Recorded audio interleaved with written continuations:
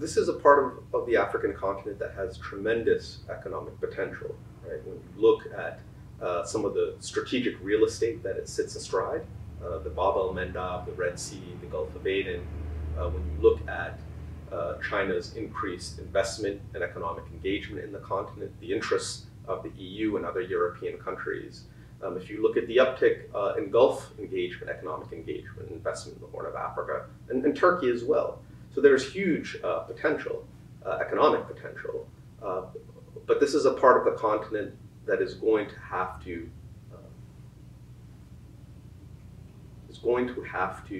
achieve a certain level of political stability to actually realize those economic benefits.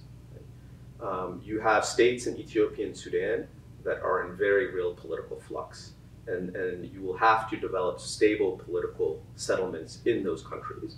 The Horn of Africa's biggest, to actually then see the economic dividends. And then you've got neighboring both Ethiopia and Sudan, some very unstable countries. I mean, there may be a veneer instability in places like Eritrea and Djibouti, but these are political settlements that are very tenuous and depend on or hinge on the dominance of a single political figure, right? A strongman, effectively. And there are real questions about the future of these countries going forward, because there aren't real political institutions. Everything hinges on a single political figure.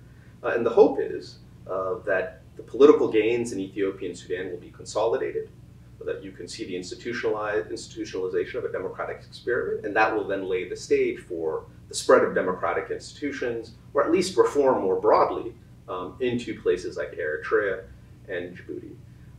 Then, of course, we have the Somali territories, which in both Somalia and South Central Somalia, that's a totally different can of worms in terms of the kind of political challenges you have. It's state collapse, effectively, and an Islamist insurgency in al-Shabaab that, of course, has to be defeated before you can even talk about the institutionalization of the democratic system.